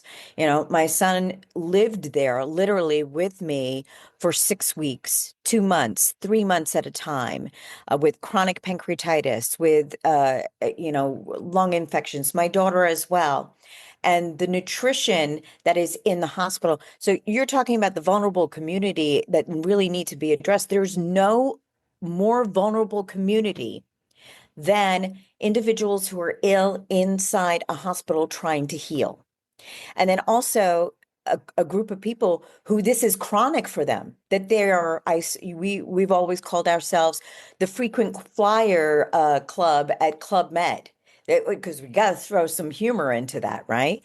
But my son was on tube feeds for years. He couldn't even eat anything by mouth. And they pumped Peptamen Junior, which is, at first I was just trying to keep him alive. And it was all about calories. It was never about digestion and true nutrition. As far as going down to the hospital cafeteria, even for myself to eat, I blew up, and they had healthy choices, but I'm like grabbing things to try to run back up to the hospital room because we're going to be doing rounds and having to deal with that. And then I would even see the doctors and the medical, people who were working there doing the same thing that I was doing, that we were all trying to, focus on my kids and other patients there to try to heal them, but they weren't really focused on the basic of good nutrition to maximize that. So at least start with the basics there with their health. And on top of that, this is an opportunity where these are individuals that want to be studied. We're inside a institution that can be studied. We're active participants in clinical trials, clinical studies. We want to be. We're begging and pleading for that. We're the ones that are pounding at NIH. We're the ones who are not even getting funding in rare disease, direct funding for that. But we are willing participants in that. Study us. Find how nutrition can help people who are at a disadvantage in their health, that we could help the general public and, at large, improve their status of health in general and implement practices across the board. When you're trying to make decisions for the entire country, it is and change their ways. It's impossible. Like Mati has said before, we've been trying to do this for so many administrations over and over and over again. On the general landscape, I think it comes down to it is teaching people that it all starts with personal responsibility. But the place that we could really start making an impact is actually within the hospital systems, because there's so much information, so much data that we could get out of there, that we could help others implement these things so they could personally make those decisions themselves. Thank you, Jackie. Okay, why don't we go Elizabeth Frost and then Erin Martin? Yeah, so the word that comes to my mind is that we're freestyling. Like we have to freestyle. And what I mean by that is when we hit a roadblock, we've got to figure out how to improvise, adapt, overcome. Because what more evidence do we need that the traditional paths, the rigid, way that we've seen things done before, you either work with one party or the other. It's not working. We've had a lot of really great wins in the past with nutrition that haven't got enough attention from, during the Obama administration, and even beyond that. But I think we're very much in a place where we have to forget about, the rigid groups, that traditionally we've been a part of. And that goes for MAHA as well. And when we see an issue or a problem that needs to be solved, I don't think it should matter at all who we're working with to get that done, as long as we're making progress for people's health, for environmental health, which is all interconnected, as Susan so wisely mentioned. Thanks, Elizabeth. Erin Martin, on this particular question about that one phrase. Go ahead, Erin. Yeah, super quick. I'm relentlessly optimistic, and no matter what these politicians do, I'm going to keep healing people with food and supporting farmers with the dignity they deserve. Thanks, Erin. So look, this is going to be our final question. Let's just think about the future. If there is something that you want this current administration, and maybe as a movement, as a country, for us to take on, much like the government and honestly our culture took on big tobacco and took on tobacco, what would it be? I'll start. For me, as a mom, I do want this government to take on ultra-processed food. I do want them to take on big food, because I've never seen anything like it. And so that does kind of excite me. But I know that there's lots of hurdles. So I'll just start by saying, I want y'all to take on ultra-processed food. Who wants to go next? I do. Mati Davis. Hi, Mark. I had a much more despondent view than Erin did, because it is very recent, right? I don't like politics. I don't believe in politicizing health and public health for the 5,000th time on this call. I believe that we should be able to come together in the way that we have today. And we cannot move forward nutrition if the very people who hold the levers are irresponsibly dismantling the very systems that move these things forward. God, I almost cried when Jackie was talking about her kids in a hospital and how this has been decades for her. She should be the angriest of us on this call, because it's one thing when it's your job, but Jesus Christ, if it was my kids, I would be breathing fire every day, right?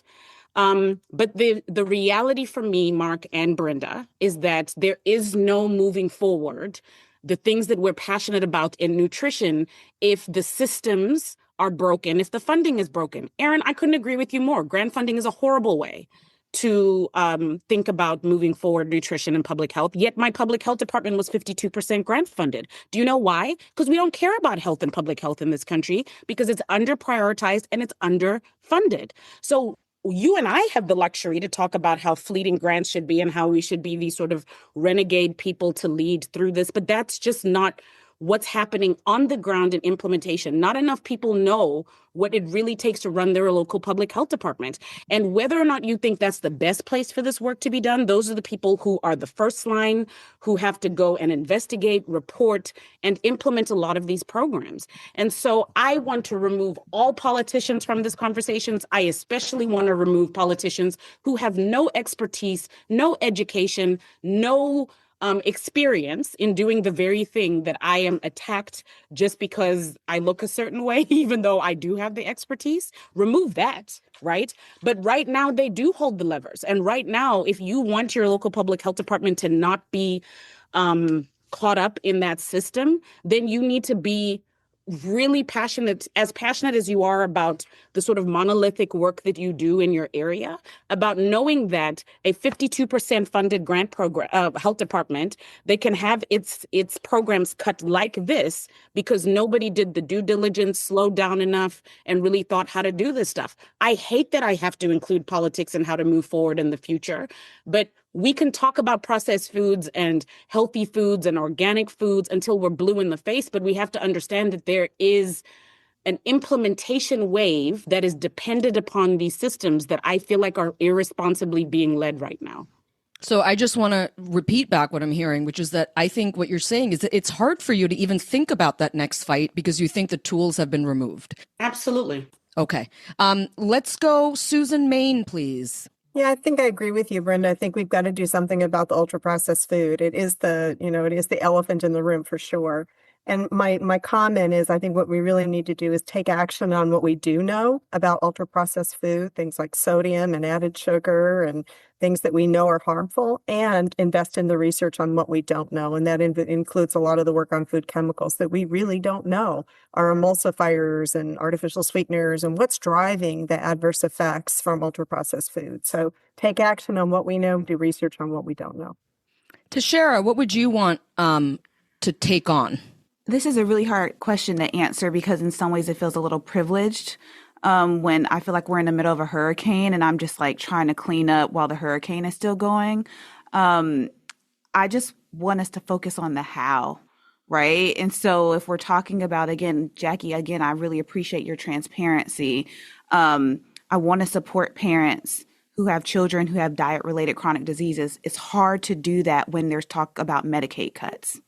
And so that means I can't help all Americans and all children be healthy. So it's hard for me to dream right now about a particular topic that we should focus on when I'm cleaning up issues every single day, just trying to, get to the next day of whatever. So I have to deal with SNAP Ed.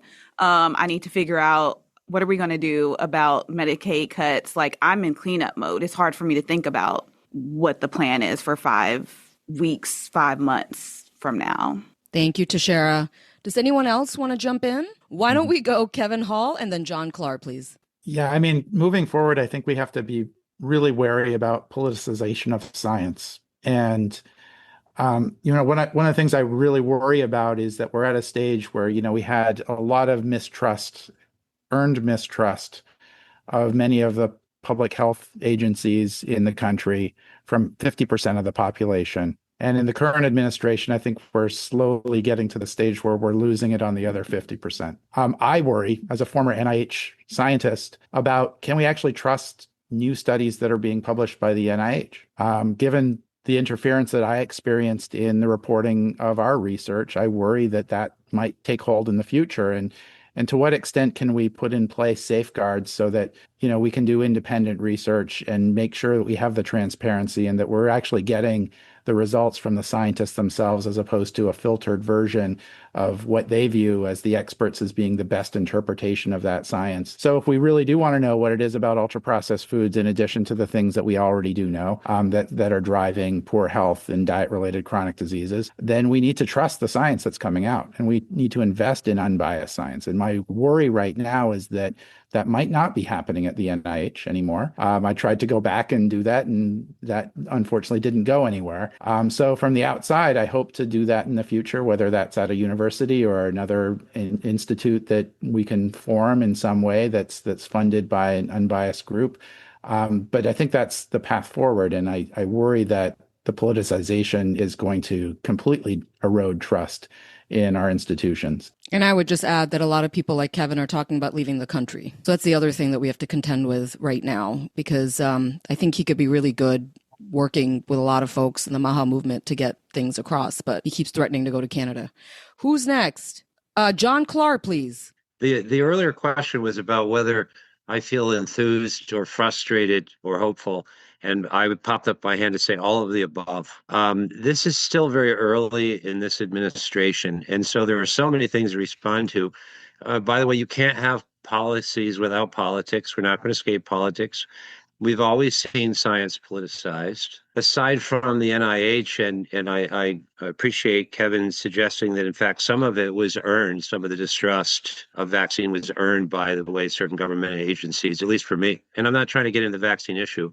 What I actually want to get into is something else you mentioned about Sri Lanka and the industrial food system. We're not having a problem with America becoming like Sri Lanka and abandoning industrial inputs, abandoning synthetic fertilizers, or abandoning pesticides. In fact, we have a politicization of science going on in our EPA and our FDA and other agencies, where we have generally recognized as safe ingredients that make people depressed, that make them addicted to food, that we don't regulate, whereas Europe does. So for some of us, and I've written about this extensively, we don't have MAHA if we don't have USDA.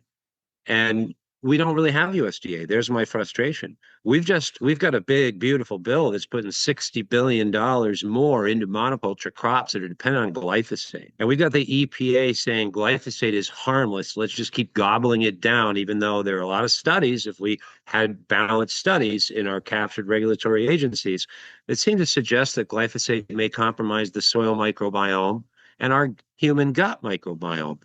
My whole path to being a farmer is because I got destroyed by chronic disease.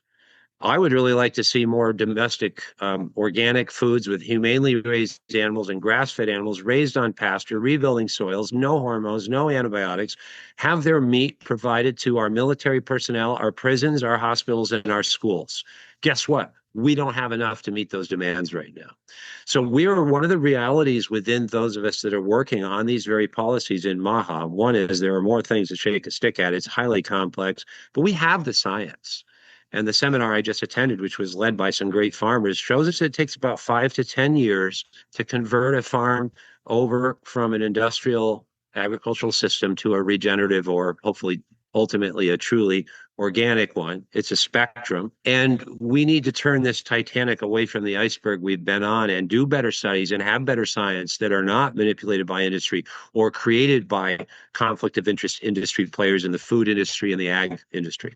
The big food industry, I think I've said, is way bigger than big pharma. And it's been dominating our food supply for 100 years, since before I was born. So we're not going to fix it overnight. And I heard a criticism, yeah, you did food dyes. So why haven't we done that before? Why haven't we brought in stronger restrictions on the amount of salt in our foods? Why haven't we done more to get rid of high fructose corn syrup before? We're already selling dye-free foods in Canada. If you want to go to Canada, why aren't we doing that here? So yeah, it's incrementalism. It's a good first step. And if Bobby Kennedy and the agencies can't get rid of and get industrial partners to change the food supplies to get rid of artificial dyes, how are we going to get rid of glyphosate? Glyphosate is a multi-trillion-dollar industry. And we're not, unless we go the way of Sri Lanka and collapse our entire economy and agriculture system, going to just flip a switch and go back to farming, like grandma and grandpa did. But we can turn this worm around. And that's why, so for me, I'm very frustrated that Brooke Rollins, and I think she's been commissioned to do this, so I really don't mean to criticize her, to cut costs and increase exports. Exports of what? Monoculture crops, of corn and soy that wouldn't even be profitable without government subsidies. So where I'm optimistic is I believe she's receptive. And so some of us were very upset when USDA cut the farm to school, the local farm to school programs. We want to rejuvenate those. There were some problems with them. I understand what they are. So I'm hoping and working to get her ear to restore those more fully, and not just for the COVID pandemic. SNAP Ed should be restored, and maybe it can be part of what the states are doing with waivers. Should be a huge part of SNAP. But anyway, so I'm both frustrated and hopeful, and that, I guess, is the world we're all going to live in. But I really want to see change we can believe in, if you would, in the agencies. And I'm not sure that we need more government doing it. I think we need to the big problem with subsidies is we've been subsidizing large industrial farms and we've been destroying small farms in the process. So we're not going to get healthier if we don't restore those small farms in rural communities and those food supplies for our children. So anyway, that's trying to wrap a few things together into one issue. No, thank you so much for that. Elizabeth Frost next, please. Yeah, I think the biggest, most important piece that we are missing right now, and what I hope will change in the future, is that we don't have the USDA. Yes, Brooke Rollins is in the MAHA Commission. A lot of people say they're MAHA, but don't really do MAHA things. And I think we are missing so much of the equation. And Tashara, I think said it well earlier, that we really do need so many things to happen at the same time in order for this to work. And when we're thinking about things like SNAP waivers and trying to get SNAP, transition SNAP to a place where people can get whole foods, we're promoting healthy lifestyles with this. We have to fund, regenerative agriculture. We have to fund small farms.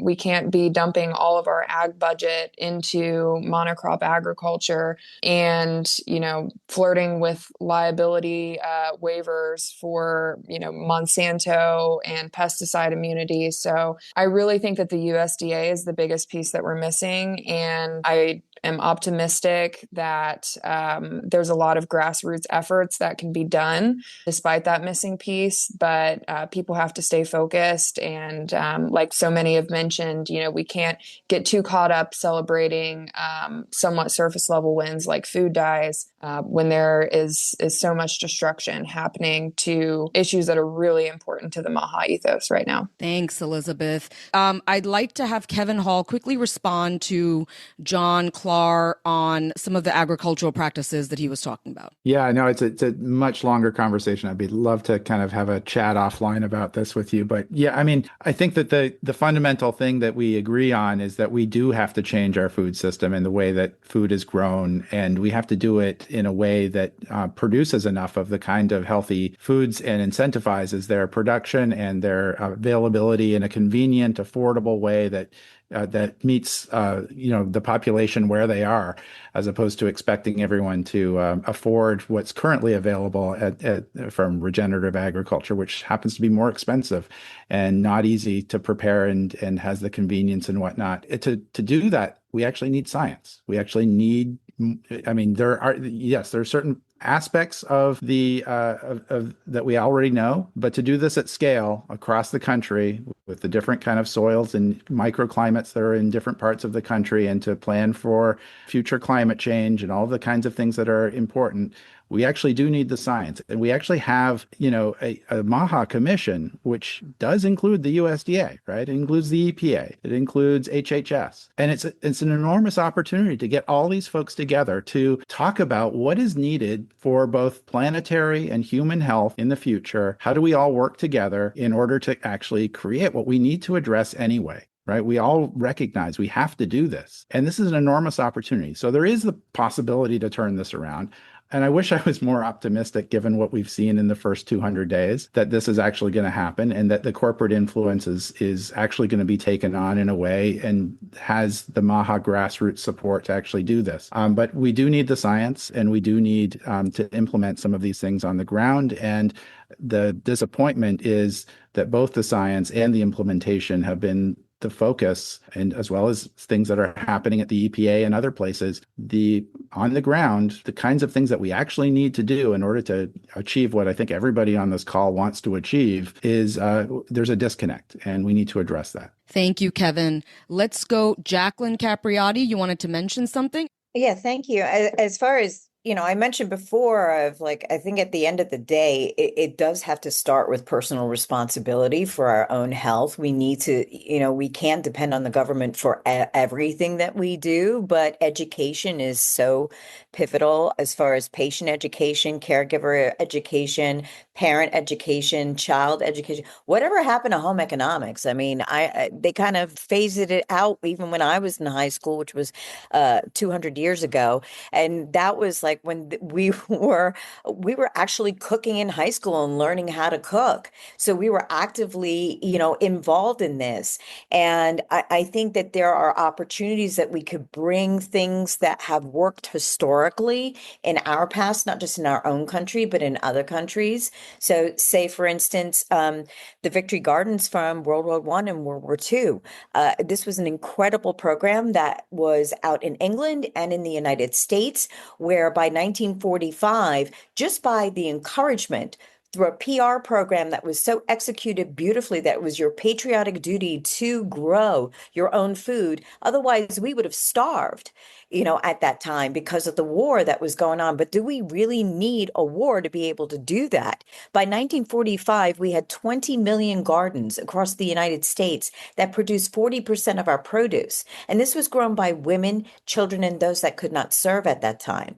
And I think that now we're in a different battle.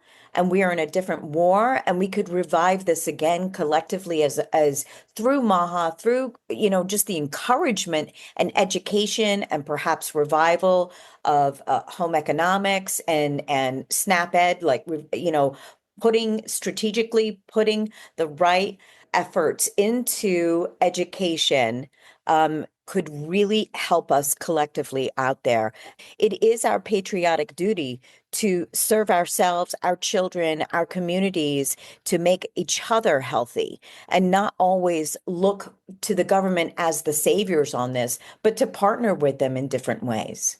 Thank you, Jackie. And just so you guys know, Jackie did found, I think it's the Victory Garden Alliance, right? Yes. So I've started a national initiative to revive the Victory Gardens. So come on board. Aaron Everett, take us home. So one of my favorite quotes is from Lysander Spooner, who says that he's talking about the Constitution. And he says that the Constitution has either created the system that we have, or it has been unable to prevent what has happened. Either way, it is unfit to exist.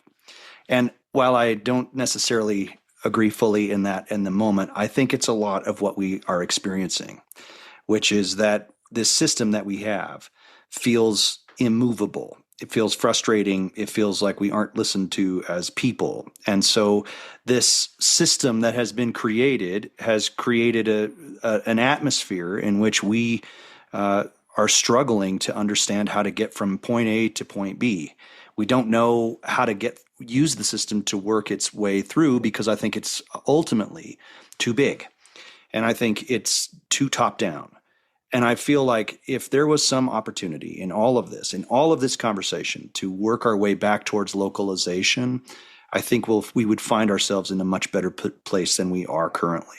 And that when we always look back to Washington to solve the problems, whether that's through HHS or other things, what we're doing is abdicating this kind of American ethos, which is that we should probably look to our neighbors first and how do we fix that? How do we help our neighbors? How do we get to a place in which they benefit from what we're doing? When we turn back and say someone upstream, somewhere far away in a cubicle in Washington is going to solve our problems, we ultimately end up with a system that is unfunctional. Dysfunctional is too kind.